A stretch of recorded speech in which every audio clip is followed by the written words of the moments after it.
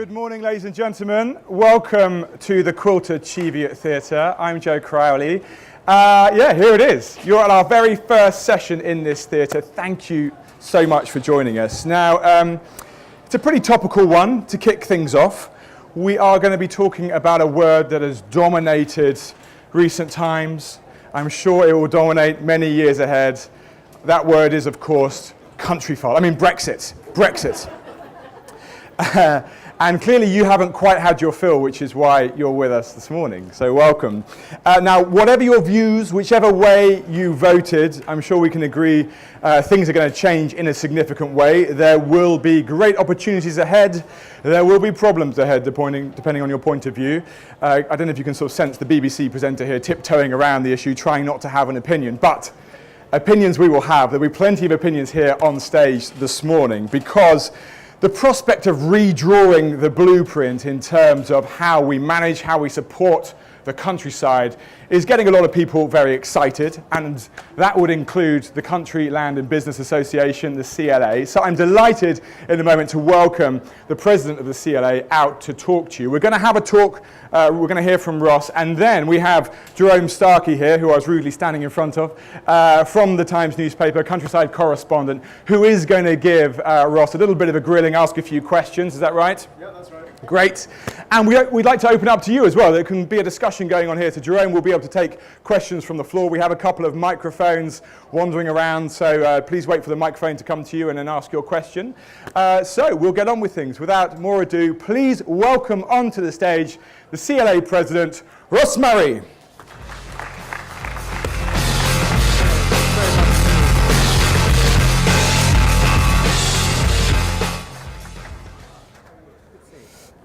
Good morning, everybody. Great to see you. I'm very honoured indeed to be at this great celebration of the countryside today. My congratulations to the BBC, the Countryfile Live team in particular, also to the National Trust, who worked so hard to make these 4 days a real celebration of the countryside, and indeed to tell the story of the countryside. We're very lucky to be here, and we should all be grateful. My thanks also to Quilter Cheviot for putting on this amazing theatre. And this is going to be running all 4 days, and I think this is a fantastic achievement.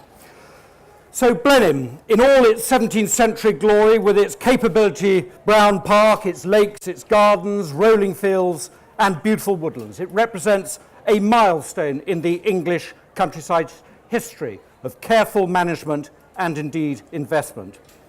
But as a place, it is only a small, if notable, part of the story of the whole British countryside. I truly believe that the British countryside is something very unique, at the centre of our consciousness as a people, and important to all citizens of the country, not just to people who live and work in the country. And it's there to be properly valued, with continued investment, and nurtured and indeed cared for.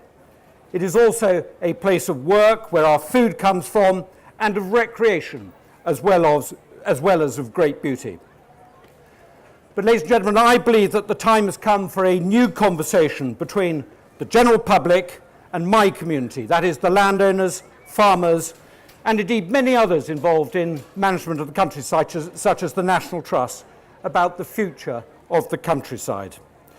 For those of you who don't know me, my name is Ross Murray. I'm a countryman. I'm very lucky to live in a small part of paradise in the Usk Valley in South Wales, and as president of the CLA, I represent many others with a stake in the countryside who share my views about its importance to everyone.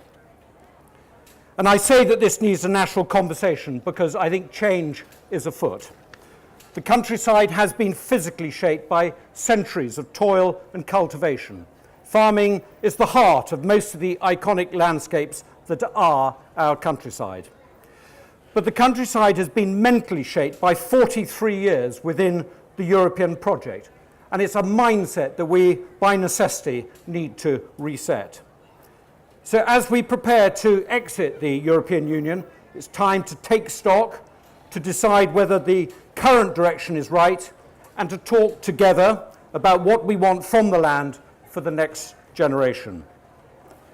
Firstly, for the farmers, which of course is the predominant business and land use of the people that I represent. Brexit, in my view, merely accelerates a pace of change facing our farming industry in any event. Population change, climate change, technological advance, these are all macro factors that mean we need to change even without the regulatory and political upheaval that we're going through now. But add to that the challenges and opportunities of Brexit, and the real change becomes an imperative. Secondly, for government, last June, the United Kingdom voted to take back control, as Joe said in his preface, and nowhere is that more relevant than in the farming and land use community, as this predominated the work of the European Union through the Common Agricultural Policy. And so our ministers and our civil servants have to undertake a massive shift from being rule takers and interpreters to being rule setters with total responsibility to the British people.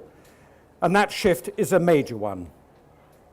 Thirdly, and most importantly for the public, whatever the rights and wrongs, in the past, decisions about what we do with our land have been very remote from us here in Britain. We have lived under EU directives common across 28 states, ranging from the Arctic Circle to the Mediterranean. Public money spent in our country is still distributed according to those EU rules, and consequently, the amount that is spent and on what has not really dominated the press up until now. But of course, the whole subject of how much we spend in the countryside was not on the side of the buses during the referendum campaign, at least not explicitly, and so the conversation has got some catching up to do. Since the Brexit decision, we've already seen this conversation changing and fast, and it might have something to do with the fact that we have a new and highly energetic Secretary of State at DEFRA. But rural issues are creeping onto the political pages day by day. So are we, the farmers, is the government, and are you, the general public, ready to make the necessary decisions? And I think that is the question that exercises our minds at the CLA and has done so since early last year. And to answer that, we sought out some new insights into what the public know about the countryside and what they want from it.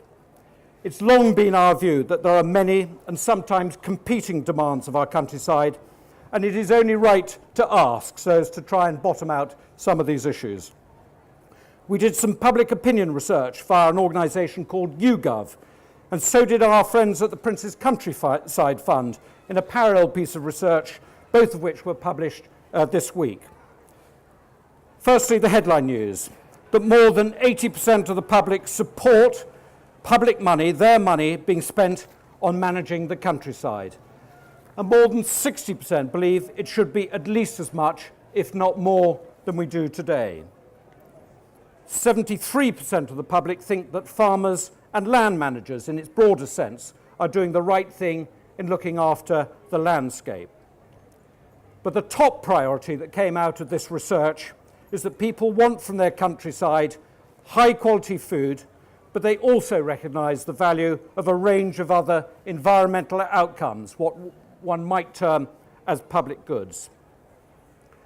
Where there are concerns in the survey data, they come in the apparent disconnect between the wider population and rural life, especially from among young people. Firstly, few have an understanding of the scale of the challenge. Only 5% of those polled rightly identified that more than 70% of the UK landmass is actually farmed.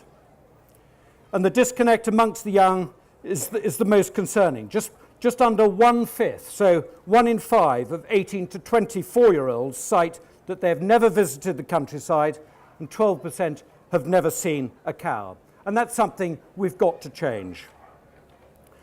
These figures are not conclusive, but they are representative and indicative of the challenge ahead. Beyond 2019, this becomes all the more important.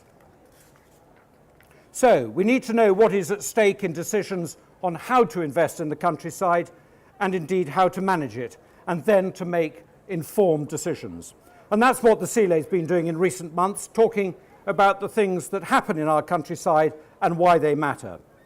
And that's what we're doing here over the course of the next 4 days, talking to visitors here at Countryfile Live, hearing what they have to say, what their aspirations are, and trying to help people understand what is involved in making the whole show happen. I'm at heart optimistic and positive about our future if you take a long view, but I'm not complacent.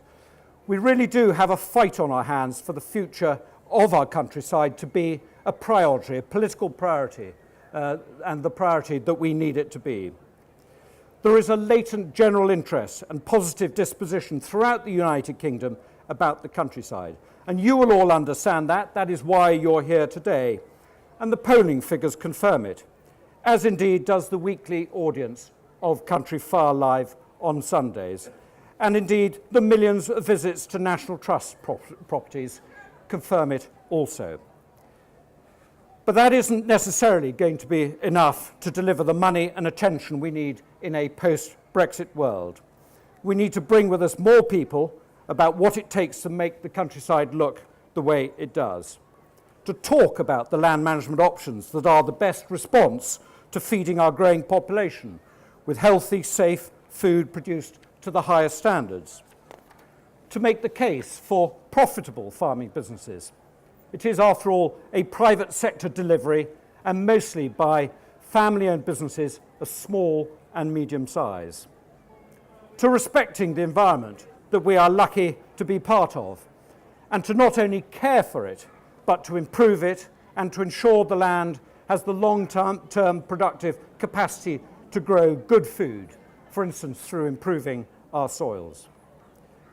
To addressing the pressing challenge of climate change, from capturing carbon to managing flooding, to managing our increasingly pressured water supplies, to ensuring that we have a vibrant rural economy, which is always local by nature, where there is a living to be had, homes for country people, and a warm welcome to visitors who come to enjoy it.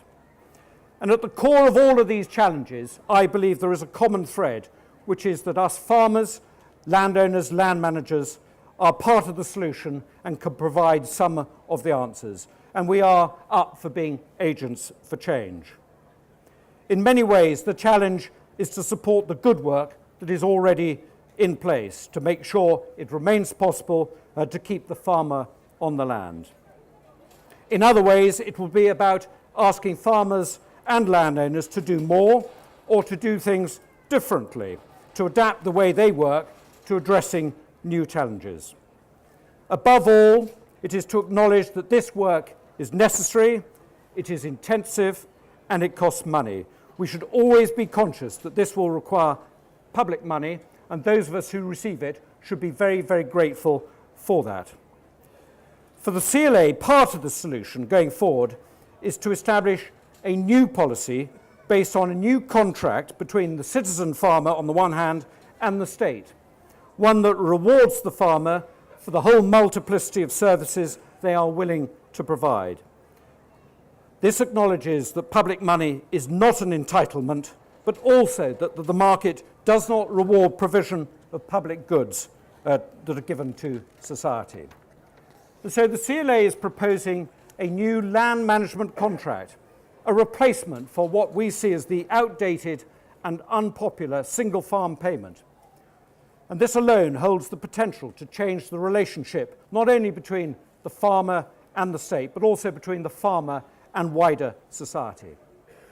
And of course, it will require that the role and importance of managing the land is ascribed a true value, and the expectations and reciprocal obligations are understood on both sides.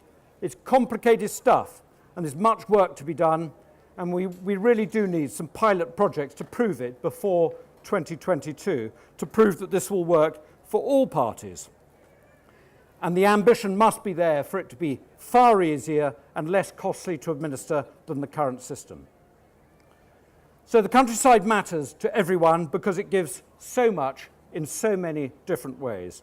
Looking around this amazing show, I believe, just proves that point, as indeed does this amazing place called Blenheim. And this doesn't happen by accident. It requires understanding, investment, and long-term stewardship by people with a real stake in it. So, ladies and gentlemen, if you share some of the thoughts which I'm offering you today, that the countryside really does matter to everyone, that it requires investment and it requires a brave new world, a really holistic UK policy going forward, please will you join me in our Countryside Matters campaign. For those of you who are very with it, you can go on Twitter, hashtag the Countryside Matters. You can go on our website, thecountryside.matters.org, or you can come to the Countryside Matters stand, which is somewhere in that direction, Shane. That way. Go and find it. It's by the main arena. Drop in and also sort of tell us why you think the countryside matters. I think that's really important. I think now is the time for us to all show why it does. Ladies and gentlemen, thank you very much indeed.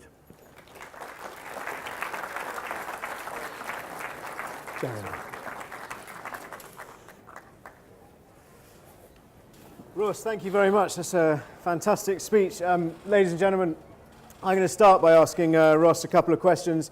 For those of you who don't know, he's been the president of the CLA for coming on 2 years, which means he's nearing the end of his term. And as a journalist, we all know that politicians and elected officials are prone to say the most interesting things when they've got less to lose, when they're ending their term in office. So it's a golden opportunity for us. It's fascinating, Ross. You said that we need to, reset the public mindset. Yeah. 80% of people might think that money needs to be spent on the countryside, but it often strikes me that if you ask somebody whether they want to save birds or whether they want another bed in their local hospital, whether they want to have hedges or better schools, that actually the countryside is going to suffer in that debate. And so really the question is, why should we pay farmers any money at all out of the public purse? Well, I get the point you're trying to make, which is the race for resources. Which do you favour? I mean, the answer to that must be both, isn't it? And that's what politicians are paid for, making those very hard decisions about where taxpayers' money should go. I mean, I don't think there is any doubt at all that both politicians of all persuasions and indeed the general public acknowledge that the countryside is very precious and requires investment. And at heart, that's the pitch that I'm making to everybody here in the Quilter Cheviot Theatre, that it does require investment. It just so happens that this is the first time in 43 years we're actually going to have to make that decision. And, coming out of Europe means that we have the responsibility to decide where that balance of resource is going to go. And I would say that sort of 3.6 billion or whatever it is actually very good value for money given what the countryside does for the whole country. And what would you say to those people who say, well, hang on a minute, the CLA represents some of the richest people in the UK, and effectively farm subsidies, we're really just handing out money to those who are already rich? Yeah, I acknowledge that, and I did so on the Today programme the other day. It's a difficult one for us. I think the idea of entitlement, whereby you should be paid X pounds per acre, however much you own, is really tricky for farmers, and that's why we're looking at this in another way. There are two real sort of strands to where we see this going forward beyond 2022. The first is that there should be a significant investment in agriculture in its wider sense, not going direct to farmers, but helping sector boards, helping with education, research and development, and trying to make farming invest, trying to make it much more market-orientated and profitable. Because I don't think farmers at heart want to be reliant on public money in their gut. They're proud, independent people, and they'd much rather be running profitable businesses. So if that investment can over time reboot, reshape British agriculture so it becomes much more profitable, I think that's a really good thing. But the second part of this is the actual payment to individual farmers. We believe that you should be rewarded for the public goods, not for producing sheep or corn. And it's going to be quite a task to identify what those are and what the matrix of values should be, and that's what we need to do in the next 2 or 3 years. But at heart, I think that in the long run is the right answer. And specifically to your question, I'm not going to dodge it. If you happen to own many, many acres, but you're willing to provide many, many public goods, then you should be incentivized to do so. It would be illogical, and it would certainly hurt organizations like the National Trust if you were to take a reductive view on acreage. A couple of things on public goods. There's been a lot in the newspapers. I'm sure everybody here has been reading in the Times about the argument about cheaper food. Did you say the Times? The Times. Times. The Times. Yeah.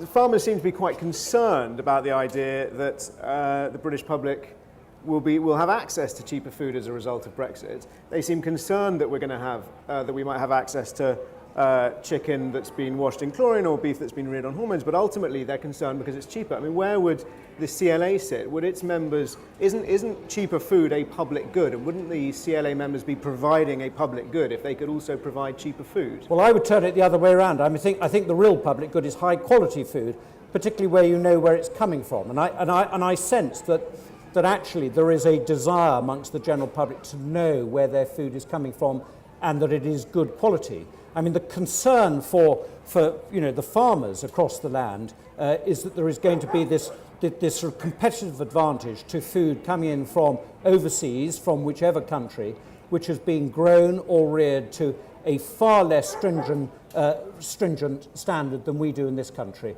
And I think ultimately this is going to be a question that the general public is going to have to answer in the marketplace. Okay. And I'm going to ask one last question before I throw it open to the audience. And that's moving away slightly from subsidies, but certainly on the subject of public goods that perhaps CLA members can provide, and that's on housing. Yeah. The country's facing a housing crisis. The government wants to build up to 275,000 new homes a year, and that's threatening greenfield sites, perhaps not Blenheim Palace, but certainly places as beautiful as this. Some of them are going to have to be concreted over and turned into housing estates. Yeah. What role does CLA members have, and what role does the CLA have specifically in trying to make sure that housing is perhaps better and delivered faster than what we've had so far? Yeah. I don't believe there is a hamlet or a village or a small rural town in England, Wales, Scotland or Northern Ireland that could not accommodate a few more incremental housing opportunities within it. And I think for so long we've been sat on by this broody hen called the Town and Country Planning Act, which has been so restrictive, so expensive, so risky to go through that many CLA members who live within these communities are quite dominant economically in a very local area through ownership of land, have been disincentivized from building these much needed rural houses. And so what the CLA's role is to express this desire of our members, which they want to be engaged in rural housing. Many of them are. It's a very predominant part of our business at home in South Wales. They want to be engaged in providing housing for local people, and they should be encouraged to do so. And so we're working very closely with both the Welsh Government and the English Government to try and reset some of these policies so they're much more responsive. But ultimately, it's going to require counties, districts to actually, engage with us and incentivize us to come forward. Okay. Okay, ladies and gentlemen, I think it's your turn now to ask some questions. If you could raise your hands, if you could introduce yourselves, and I think there's wait for the microphone as well. Hello. Is that on? Richard Bellamy. I'm an independent. Bit closer to your mouth. Not an ice cream, Ross. That's it. Yes, Richard Bellamy. I'm an independent advisor working with all land management. Now, one of the big headaches is the administration we have at the moment, which is appalling, to put it mildly, with the RPA, Natural England, all running around with bits of paper and you're not getting anything out of it. If you are going to change the system of payments, you've got to have a good foundation. What is the attitude of members of Parliament towards putting in place something that's not going to be an upside down pyramid like we've had with Europe? Yeah. Richard, it's a very, very good question. For those of you who didn't hear it, is that the current system of payment to administer public money going to farmers for land management purposes is hideously complicated. And you know, how do we change that in the future? We have so many difficult rules at the moment that the backlog in payment can run into years. So the farmer can do whatever he's contracted to do under the EU rules and then not be paid for 2 or 3 years. All the investment is upfront, and the reward is years down the track, which is essentially unfair. The land management contract turns that around. Once we've worked out what sort of the whole sort of plethora of activities that we might do, and it'll all be regionally different, it'll be different in the Lake District to what it'll be here in Oxfordshire. We work out what the reward might be, in other words, the payment. We work out what the contract period might be, and I would suggest to you it wants to be a decent period of time, say 10 years for agricultural activity and conservation activity, probably 20 years for growing trees. You then have the farmer, the landowner, through his professional advisor, actually bidding, entering into a contract saying, I will do X, Y, and Z, and the state will say yes, and we will sign that contract, and we will pay you on such and such a date. And I think it completely turns around that contractual relationship. And if the state doesn't pay, then you're allowed a punitive rate of interest, for instance. And you probably, here's your controversial piece, you probably need a different administrative regime than the current RPA. You know, we're going to have to change it. And also the other thing I'd say, Richard, is you probably need to test this all with some pilots in the next 2 or 3 years. You don't want to go straight into a new system, otherwise it'll be a car crash. Does that help? So pilot schemes and scrapping the RPA. Who's any other questions? Yeah, the man at the back.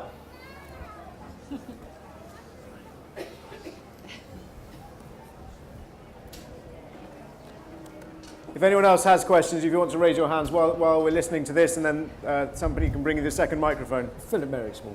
Philip? Sir? Roy Mitchell, urban landowner of a tenth of an acre. Yeah. You made the point about the changing the rules and that we will be taking our own rules.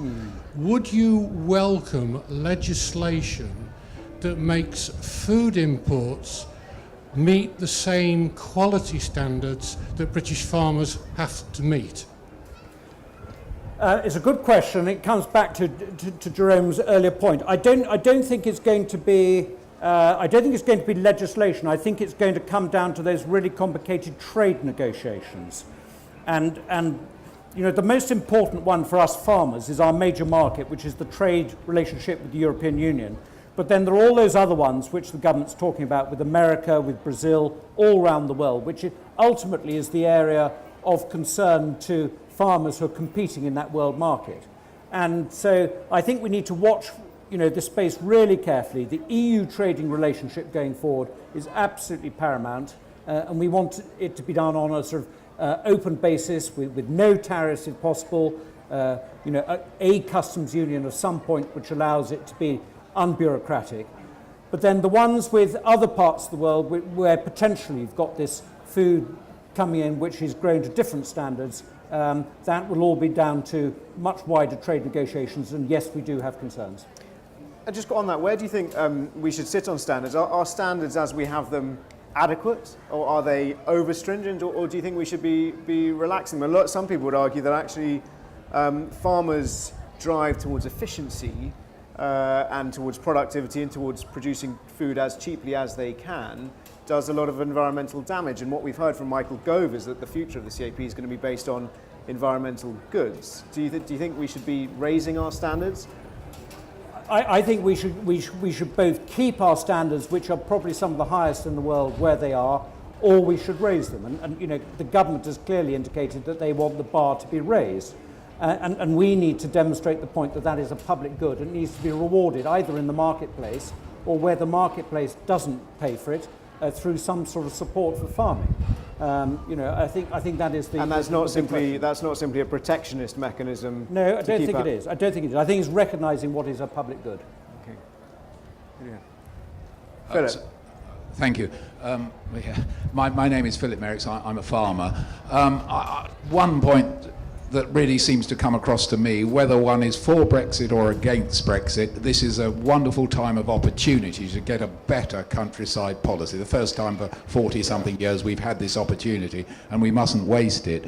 So I'm a farmer that manages a national nature reserve, and so I'm intensely interested in providing wildlife, landscape, all those sorts of things. But I think the key point is that farmers they're outcome focused. Everything a farmer produces goes over a weighbridge, and I think it should be the same thing with farmers producing what economists call, and Ross calls, public goods. That's all the good things of the countryside, whether it's the landscape, the wildlife, the clean air, the clean water, the recreation, all those things. And I think farmers get fed up with the prescriptive approach done by bureaucrats in Brussels at the moment, but it might be bureaucrats in Whitehall in a few years' time. And I think we just need to focus on farmers delivering outcomes, whatever those outcomes may be, because at the end of the day, the farmers are the best people to do it. So should we leave it to farmers, or is it too prescriptive? Well, farmers and land managers, and I include not only the sort of, the broad church of private family-owned businesses, but also the institutional owners like the National Trust, the RSPB. Anyone who's managing land actually can be looking for different outcomes. I referred to it in my speech. We want many things from our land. And in fairness to you, Philip, not only do you manage this amazing nature reserve, you're also a producer of first-class wheat down on Grade 1 land on the Romney Marshes. You're doing both, and you've made a very conscious decision to do both. And I think the really smart thing we can do in any policy going forward is to try and incentivize choices, so that where there is a clear beneficial environmental outcome from preserving a piece of land from farming and looking after it for nature, that should be seen as effectively a crop. And as you say, it should be, its outcome should be valued and rewarded on that basis. Yep, lady in the front. Just Brenda Essex. I'm just representing housewives and families.